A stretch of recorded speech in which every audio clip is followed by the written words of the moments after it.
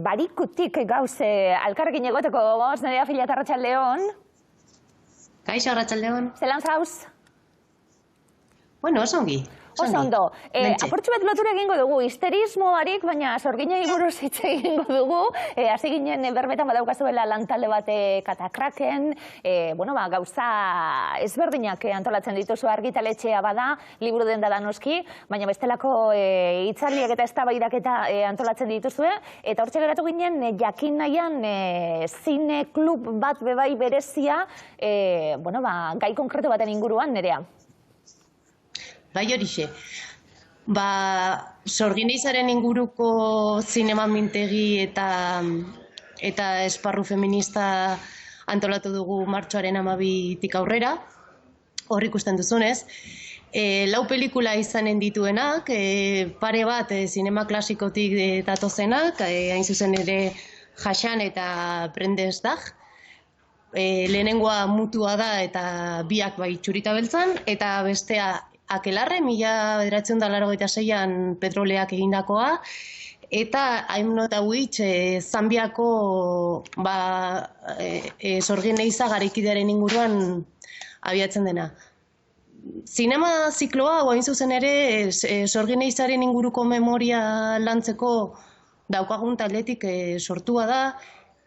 Berez, sortu zena ere bai, sorgineizaren inguruko lehen topaketa feministen ondorioz. 2019an hemen antolatu genituenak, eta zeinetik ere bai sortu zen Araban beste sorgineizaren inguruko bertako lantalde bat, eta hori dena.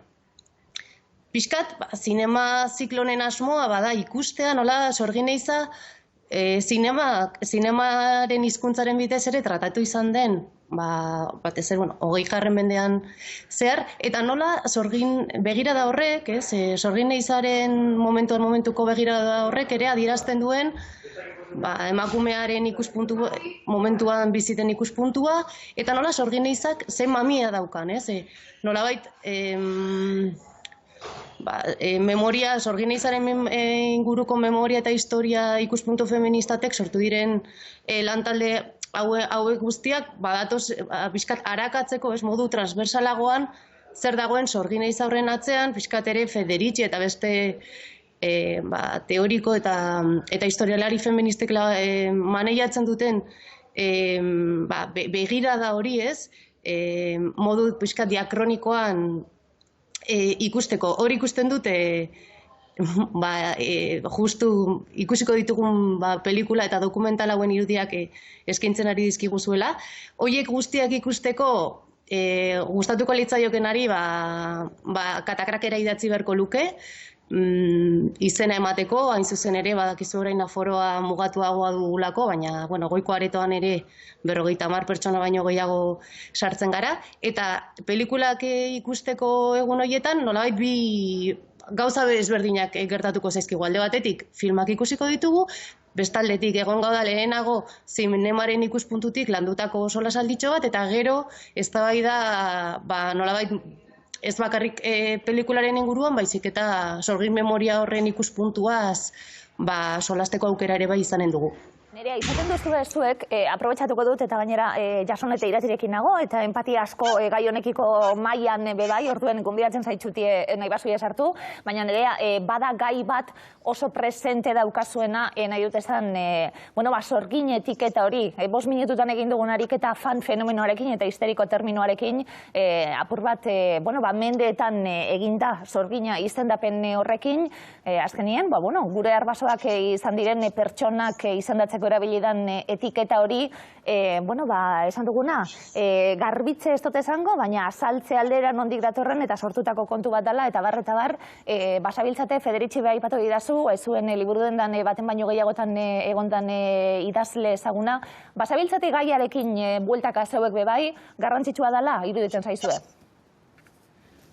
Funtsezkoa da, hain zuzen ere, sorgineiza gaur egun bizi dugun fenomenoa ere badelako. Horrexegatik ere, historian zehar garatu den kontzeptua eta nolabait genealogia horren ulermena ezinbestekoa da. Esan nahi dut, nolabait, bai Federitxiren ikuspuntutik eta baita beste historialari feminista haunitzek esaten dutena bada, hain justu Europan eta kolonietan sorgineiza modu horren bortitzan garatu zen mende horietan, azpian zeuden arrazoiak alde batetik izan zirela eredu ekonomiko eta gizartearen eredu osoa aldatze prozesuan zegoela. Eta emakumeen gorputzak kontrolatzeko edo emakumeek ere bai izan daiteke momentuan zeukaten tokiaren kontrola ezartzeko modu bat zela. Baina sorgineiza hori gaur egun arte ere, orain ikusten ditugun irudietan bezala, indarrean dago. Ez da fenomeno historiko bat. Historian zehar, erabilgarria izan den emakumea kontrolatzeko, emakumeen gainean bortizkeria ezartzeko kontzeptu eta argudio historiko bat izan da, gaur egun arte erabili izan dena. Eta hor azpian dagoen mami hori guztia ulertzeak emanen digu aukera ere bai, gaur egun gertatzen dena ulertzeko eta nolabait, horren aurka ere borrokatzeko ere bai, ez? Ikusi ditugu data horiek, martxoaren 12an hasita, pelikula ezberdinak eta esan dugu hasieran solasaldiarekin eta kokatu eta tarte ederra eta atsegina eta ilustratua pasa behar da eta azalean geratzen garen sasoi hauetan apurtxu bete barrura begiratu eta testinguruak zabaldu. Beste pare bat liburu bai gomendio moduen gorputza oso presente egongo dana, bai batean eta bai bestean. Eta, puripurian daukaguna ez bakarrik martxoaren 8 hurbiltzen dalako eta honi buruzko gogoetak egiten ditugulako, bagabiltzgu egunero horretan lanien, baina, besteak beste, bagabiltz lege barriak datoz, eztabaida politikoak datoz, eta hau guztia ulertze aldera, esan duguna, testuinguruak apurtxu bezabaltzen baditugu, askoz tresna gehiago izango ditugu geuk bai ulertzeko datorrena. Horixe, eta eraginkorragoa ere izateko lantzen duguna, eta batez ere askatzaileagoa ere bai, ez? Komentatzen duzunaren arira, pare bat liburu etortzen zitezkigun burura, zuekin komentatzeko, bata zen, zuk esandakoari eutxiz, transfeminismo o barbarie. Liburu horretan badago artikulu metaketa bat, autore ezberdinek egiten dutena, oso ikuspuntu, esperientzia, argudio eta hildo ezberdinetik gai berari eusten diotenak, eta bada transexualitatearen egoera, transexualitatea saritzen dira. Eta nik esanen nuke edo, mai gainera ekarri dugu, erabat ulergarria iruditzen zaigulako bertatik garatzen eta eskaintzen diren ikuspuntu horiek guztiak transexualitatea pentsatzeko, ez? Transexualitatearen egoeraren inguruko eztabaidak modu askatzaile batean ulertzeko eta ikusteko helburua ez da transexualitatearen borroka edo feminismoarena ez da emakume feminista batzuk pentsatzen duten bezala lehia bat, baizik eta bide komun bat, ez? Hori da.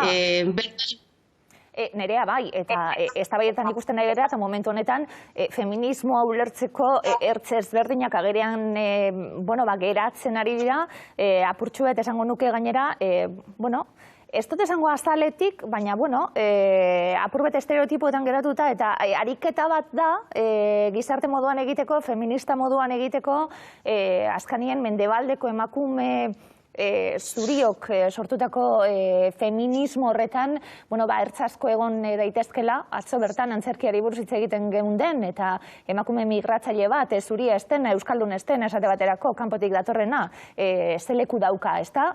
Guri artean horri buruz ere ez dugulako gogoeta egin, eta onelako gogoetak, esan duguna, gizarte hobe bat eratze aldera, eta aldaketa horietan sinisten badugu, kontuan izan beharko ditugu, eta transexualitatearena ere, onartu beharreko eta kontuan hartu beharreko kontua da, irakurketa oso interesgarria iruditzen zaigu. Gorputzekin jarraituta hurrengo bai, ez da? Bai, Enpar Pinedaren, Katiali Miñerrek Enpar Pinedari egindako elkarrizketa eta testu ederre hori ere burura torri zaigu. Hain zuzen ere, inoiz baino beharrezkoagoak direlako eta nolabait gure genealogiak osatzea, ez? Mugimendu feministatik nik uste oso ohikoa den lan horrek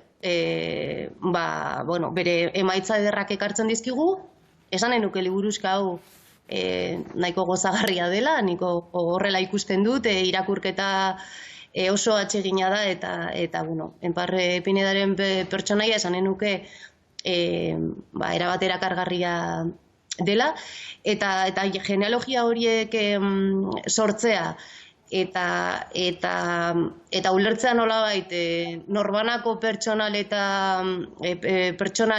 eta anonimo horiek mugimendua sortzen dutela eta horiek guztiek ezagutzea ezinbestekoa dela nolabait gure begirada berazteko eta osotasun bat, ertz ezberdinak dituen osotasun bat sortzeko, tresna ederra iruditu zitzaigun. Nerea Filat, gaur bai, ze placer! Eskerrik asko Nerea, besarka handi bat. Berdin, agur agur.